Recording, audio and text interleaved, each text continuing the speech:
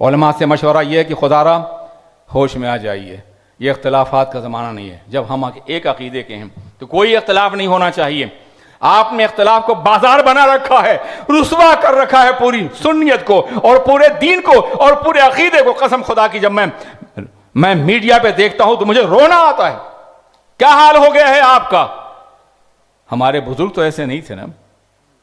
حضرت سردار احمد رحمۃ اللہ علیہ محدث پاکستان صدر الشریعہ نے 2 غالی جوہر چھوڑے تھے، بڑے قیمتی قسم کے، غلو سے نہیں یار، قیمت سے ہے یہ، سمجھا آپ نے؟ 2 چھوڑے تھے صدر الشریعہ نے، 2 شاگرد، ایک پاکستان کے لیے محدثان پاکستان اور ایک ہندوستان کے لیے حضور استاذ العلماء رحمۃ اللہ علیہ۔ دونوں نے دونوں ملک کو سنبھال رکھا ہے۔ دنیا کی 55 کروڑ آبادی ان کی احسان مند ہے صدر الشریعہ کے 2 شاگردوں کی۔ جانتے ہیں کیا تھا، کیا عالم تھا ان کا؟ مولانا سردار احمد رحمۃ اللہ حدیث پاک کا درس دیتے تھے۔ دورے کا ایک طالب علم رات کو پیر دبا رہا تھا، کہتا ہے حضور وہ سعید احمد نے آپ کے خلاف یہ لکھ دیا۔ تڑپ کے اٹھے، کس کی بات تم کر رہے ہو؟ غزالی دوران علامہ کاظمی کی؟ میرا ان سے اختلاف ہے، نکل جاؤ یہاں سے۔ حضور غلط نہیں، تم خوش آمدی ہو، تم فتنہ بن جاؤ گے۔ نکال دیا اسے، دورے کے طالب علم کو، پھر اپنے پاس نہیں رکھا انہوں نے۔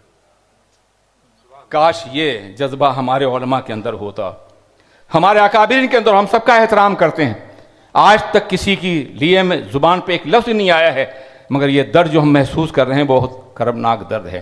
آج ذرا اختلاف ہوا، بازار بنا دیا، میڈیا پہ آ گئے، اور اس کے نتیجے میں لوگ لڑ رہے ہیں، تباہ ہو رہے ہیں۔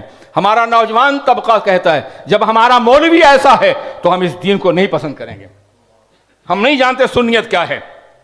یہ نہیں ہونا چاہیے۔ میں پاکستان کے علماء سے بھی، ہندوستان کے علماء سے بھی صراحتاً یہ بات کر رہا ہوں، اختلاف ہو گھر میں بیٹھ کے طے کر لیجئے۔ جس سے اختلاف ہو اس کے پاس مل جائیے، محبت اور دل سوزی سمجھائیے، انشاءاللہ وہ تائب ہو جائے گا۔ مگر بازار نہ بنائیں اسے رسوائیوں کا سامان نہ بنائیں۔